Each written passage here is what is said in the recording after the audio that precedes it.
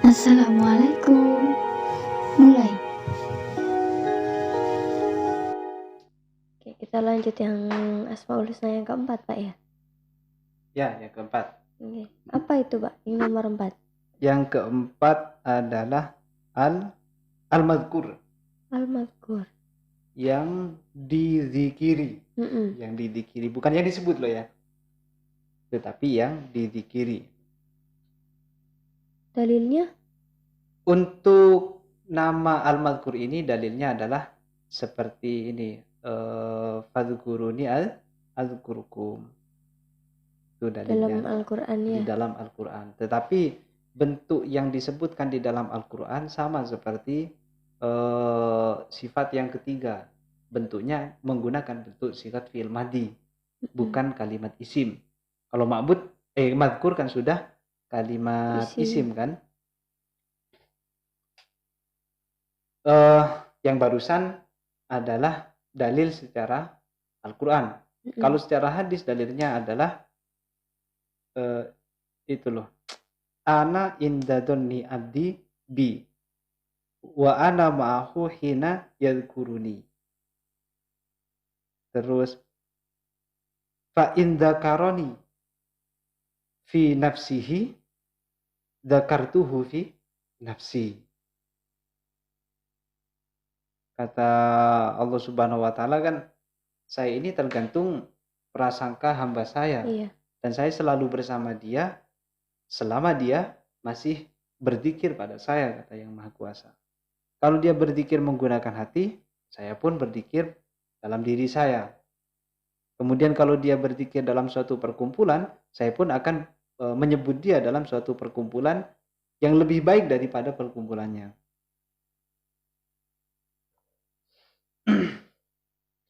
Yang perlu dipahami dari Asmaul Husna yang nomor 4 ini, masalah dzikir. Kalau dzikir dinisbatkan pada kita, pada makhluk Allah Subhanahu wa taala, maka dzikir itu berarti taat, bertaat kepada Tuhan yang Maha Esa. Tetapi kalau Tuhan berzikir pada kita, apakah juga berzikir misalkan nama saya ya fulan, enggak, bukan. Tetapi dzikirnya Allah pada kita bentuknya berbentuk pahala. Berarti setiap kita melakukan ketaatan, bentuk apa saja itu ya? Bentuk apa saja? Termasuk zikir. Termasuk zikir. Dan yang penting juga bahwa pada mulanya zikir itu adalah suatu kata yang ditujukan untuk pekerjaannya hati. Jadi bukan pekerjaannya lisan zikir, tetapi pekerjaannya hati, disebut dengan zikir. Tetapi seiring berkembangnya zaman, zikir itu kemudian digunakan untuk amal-amal yang dilakukan oleh lisan. Padahal sebetulnya zikir itu kaitannya dengan hati. Makanya di Al-Quran kan disebutkan ala bidzikrillah tatmainnul qulub, bahwa zikir kepada Allah akan membuat hati ini tenang. Anggaplah tenang begitu ya. Di sana disebutkan kalimat zikrun kemudian digabungkan atau ditujukan pada hati. Iya. Nah, dari zikir itu sebenarnya kalau dihubungkan dengan hati ya, itu maksudnya mengingat atau ketika ibadah kita hadir gitu. Hadir secara hati, maksudnya khusyuk mungkin. Ya, tergantung sih. Enggak apa namanya. Yang enak itu memang harus kita pilah-pilah gitu loh. Kalau semisal yang kita lakukan adalah sholat, ya berarti harus khusyuk. Itu adalah bentuk zikir. Tetapi kalau di luar sholat,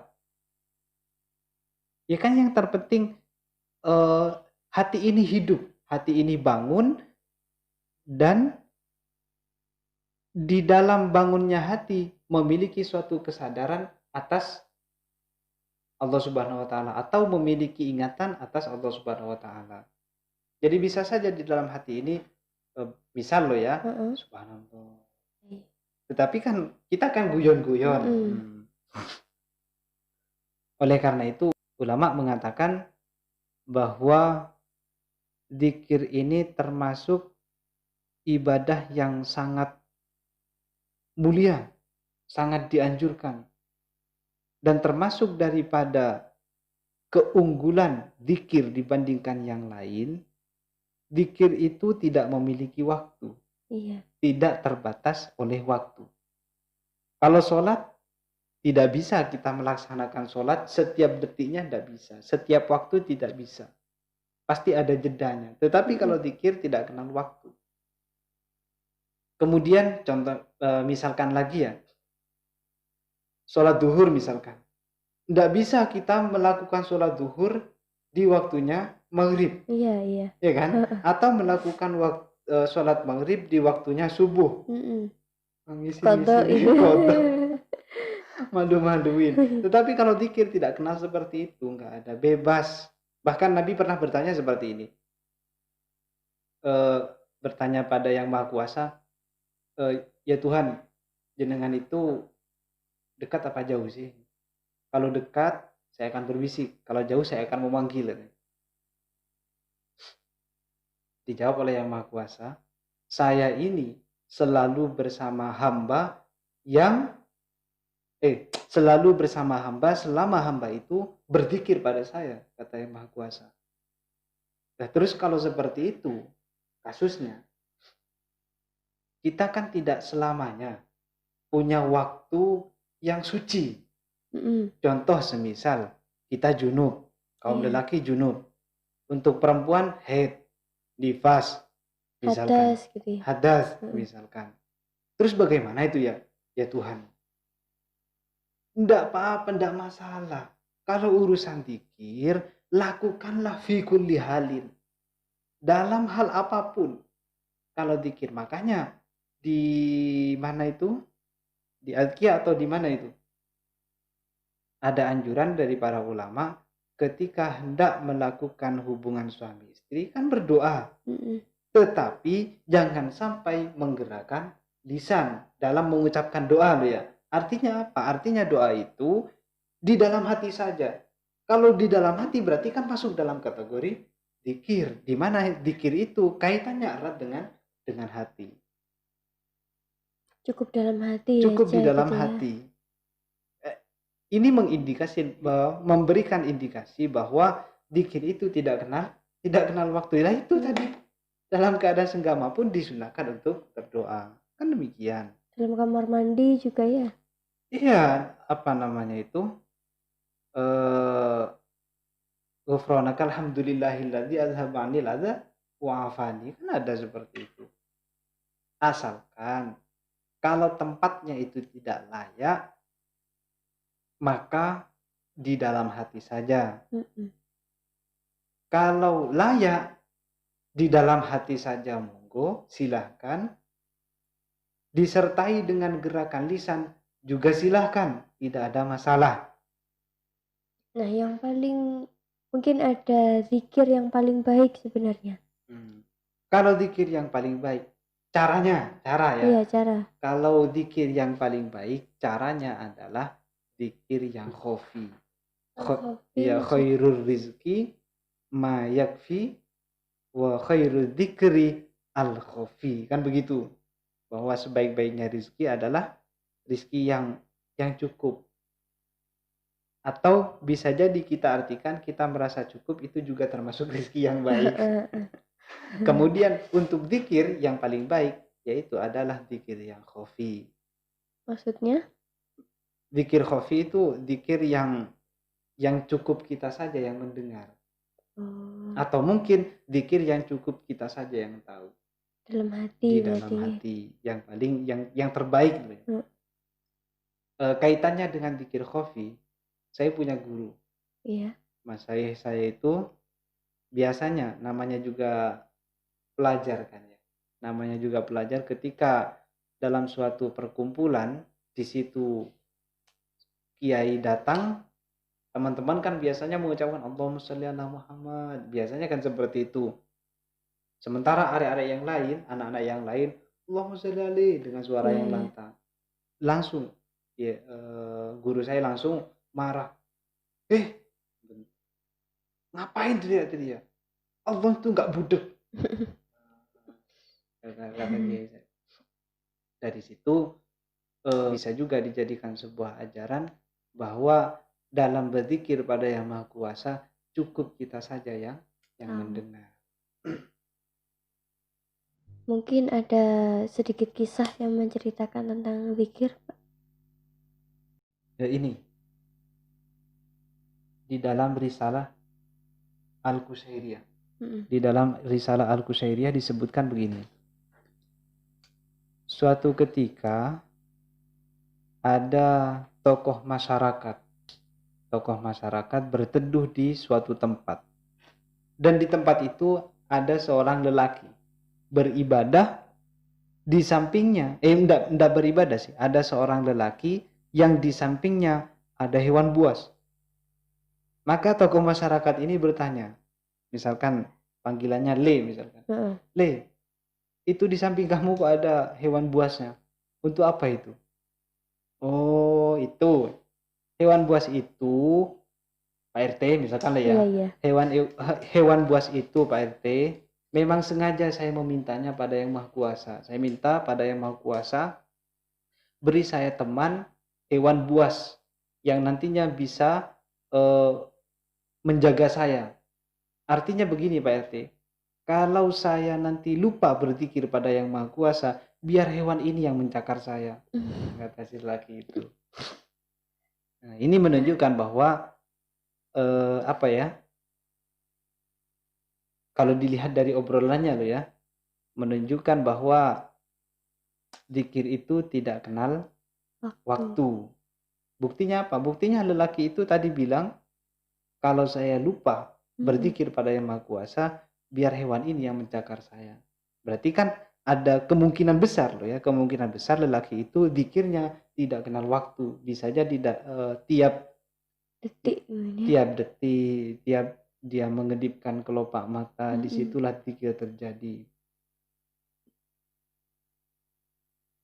Kemudian kisahnya siapa lagi? Orang India. Iya. Orang India, lelaki berkebangsaan India, punya anak perempuan. Lelaki ini punya hobinya jala ikan. Oh iya. Iya, paham jala kan? Yang pakai jaring itu. Iya, pakai jaring, berjala. Kemudian singkat cerita, lelaki ini pergi ke sungai, dan di sana ayah dari perempuan kecil tadi berjala. Tiap kali melempar jala, maka lelaki ini langsung bisa menangkap ikan, dikasihkan pada anaknya. Tetapi setelah ikan ini dikasihkan pada si anak, ikan itu ternyata langsung dilempar lagi tanpa sepengetahuan si ayah, dilempar lagi ke sungai ikannya itu. Tiap kali dapat ikan dikasihkan ke anaknya. Setelah diterima oleh anaknya, dilempar lagi ke sungai. Setelah dirasa agak lama, si ayah ke atas menemui anaknya. Setelah dilihat wadah ikan ternyata kosong. Ditanya anak itu oleh ayahnya. Misalkan panggilannya Nduk lah ya. Nduk, tadi kan kita sudah dapat banyak ikannya. Terus sekarang kok nggak ada? Namanya juga anak kecil lah. Iya. Dijawab dengan polos. Sudah saya lempar, Pak. Kenapa kamu lempar? Kan Bapak sendiri yang bilang kemarin dengan berdalil hadis. Katanya ikan yang ditangkap atau ikan yang terkena tangkap oleh pemburu ikan, berarti ikan tersebut adalah ikan yang lupa berzikir kepada Allah Subhanahu wa taala, makanya kena tangkap. Misalkan pancing lah ya. Ikan yang terkena pancing adalah ikan yang lupa berzikir kepada Allah Subhanahu wa taala, makanya kena pancing. Karena itu, saya tidak mau makan ikan yang tidak zikir pada Allah Subhanahu wa taala, kata si anak kecil. Menurut satu versi cerita Iya. ini, kan ada dua versi. Versi yang satunya beda lagi. Versi yang satunya itu mengatakan